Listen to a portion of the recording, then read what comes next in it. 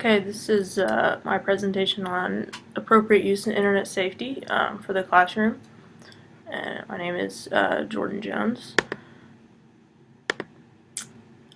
First, we're going to start with just like some basic safety stuff. As educators, it's very important that we establish a safe environment in our classroom, and obviously we would do that in any other environment. We don't want kids to bully each other. We want them to be respectful of each other, and that also has to include the internet now.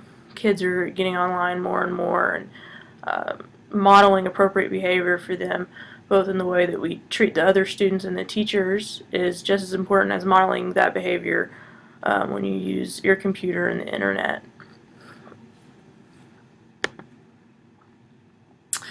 Some examples of modeling appropriate use would just be like logging on and off of your computer, using safe and appropriate search engines, and then just setting an appropriate homepage for your computer, and setting appropriate bookmarks both on your computer and on their computers.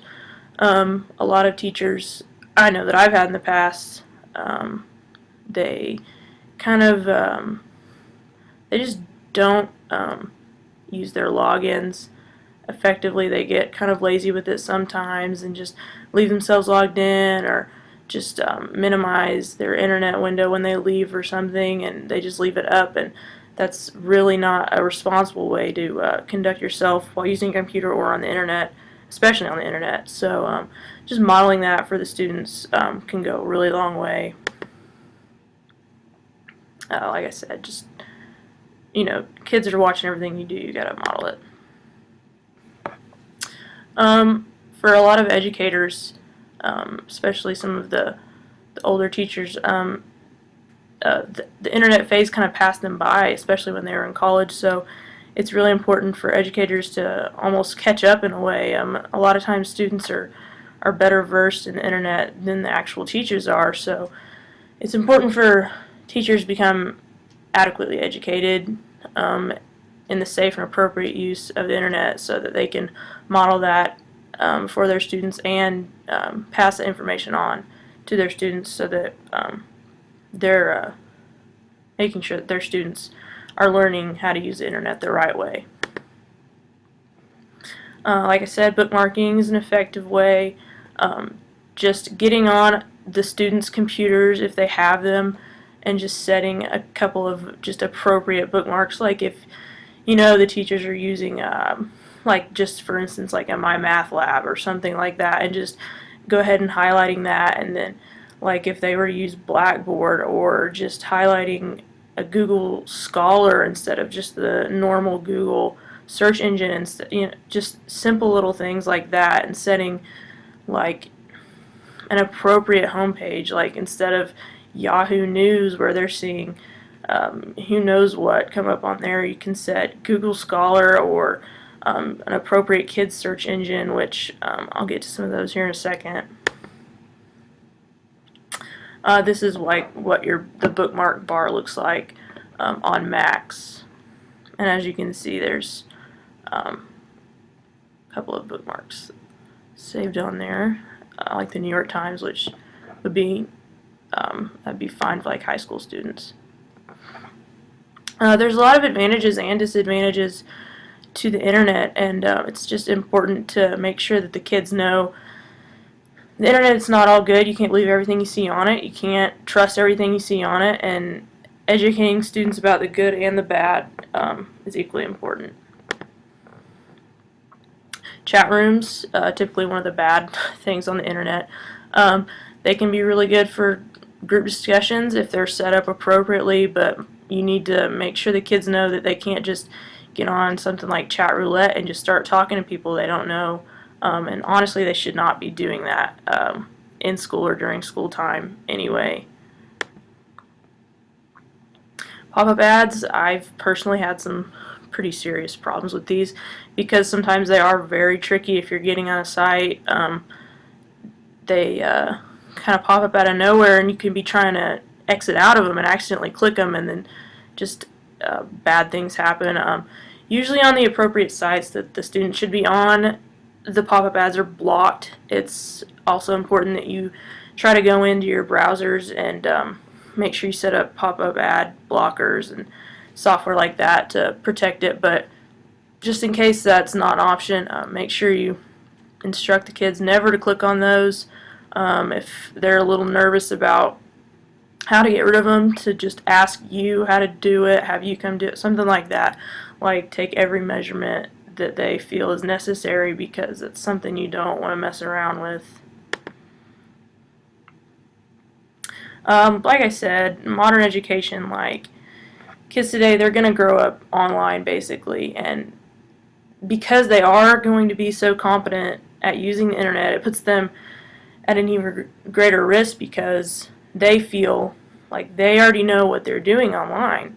So they can get a little too confident, I guess, when they're on the internet. So it's just important to try to make sure that they create good habits, and just going back to the basics of internet safety, like they need to know the proper way to conduct themselves online to protect themselves and create good habits for using the internet.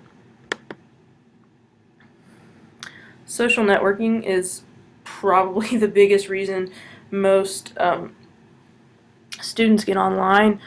They're all having a Facebook, they all have a Twitter, they all have an Instagram, whatever it is, a Pinterest, any of those things. And instead of teachers trying to get the kids off of those sites, they can honestly use it to their advantage. And I'm not advocating for teachers to say, okay, yeah, let's go ahead, get on your Facebook, that's fine, get on your Twitter. No, but the teachers could create a class Facebook page and create group discussions on Facebook. So, I mean, if the kids are going to be on Facebook, they might as well get something out of it too. They can use a Twitter account to tweet reminders about homework assignments and things of that nature. Just, you might as well, I mean, if they're going to be online and you know where they're going to be online, I don't think it's a bad thing to try to use that to your advantage. Like I said, not all search engines are necessarily age appropriate. Like if you're doing early elementary ed, some of those, they're not always safe or protected. Once you get to the high school level, senior in high school, they should be fine using Google. But at the same time, if they're using it in school and looking up information, I would recommend Google Scholar or something like that, that's going to give you a little bit better information anyway. Setting the safe search engines as a homepage, it being the first thing they see when they get on the internet, they're more likely to use that than they are to try to find just a regular search engine, because there it is staring them right in the face. Also, bookmarking some search engines is just a really proactive idea. I put two, those are more elementary,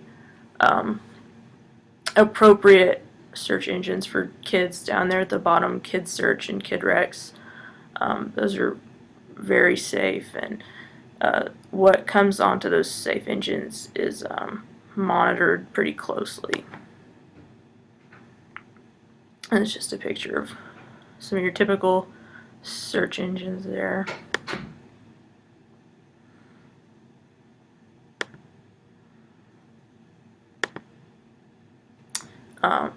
Cyberbullying, it's becoming a bigger and bigger problem because more kids, like I said, are online and they're growing up online practically. That being said, kids need to understand that it's still bullying if they do it online. And the internet is, for lack of a better word, written in ink, and stuff like that is seen by everyone. They need to know that it can get shared in a second, no matter how quickly they take it down or whatever it may be. To be honest, kids should not be getting on social networks in school.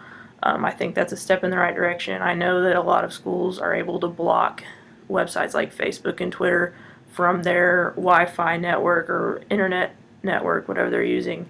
So that'll be a step in the right direction as well. But it's still important to educate the kids on how big of a hassle that is for kids, and just the damage that they can really do in somebody's life.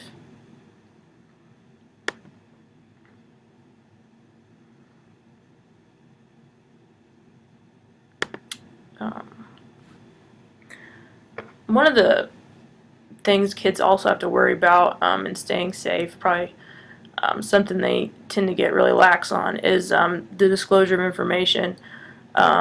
Even just on their Facebook or whatever they may be, Twitter, they could have their, just their name of their town or their high school. They could have their full address and social security number on there. Like sometimes they just get a little carried away. One of the greatest concerns with students being online is them being the victim of an internet predator or an internet scam, and they always think, of course, it's not going to happen to them. But you really can't give them too much information about it. You can't educate them too much on being safe and what they put online. And it's really important to educate not only the kids on this, but the parents, and make sure that the parents are just re-advocating that to their kids. Keeping the kids on appropriate sites will help a lot with this. Again, it kind of goes back to the pop-up ads and things like that. Like if you educate them on that, bring this up. Copyright is kind of in the same ballpark, I would say, as plagiarism, but I'd say copyright's done a lot more without people really realizing they're doing it. I know I've probably done it before and not meant to do it, not even known I was doing it.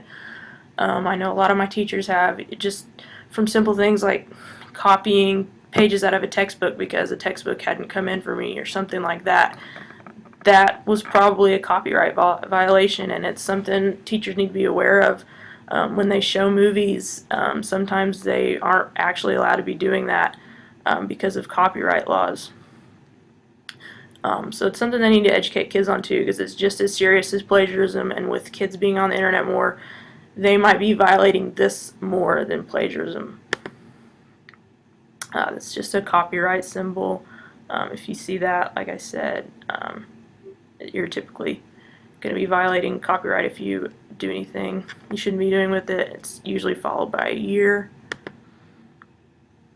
Just in conclusion, like I said, the internet, it has to be a continuous effort to educate kids about the internet because it's advancing every single day, and as those advancements are being made, it means that we as educators have to adapt to those changes and educate ourselves so that we can pass that knowledge on to our students. You really can't talk about safety and appropriate use too much, because I think it's something that we tend to forget, and the more you advocate it, the more that they're going to hear it, whether you know it or not. That is it.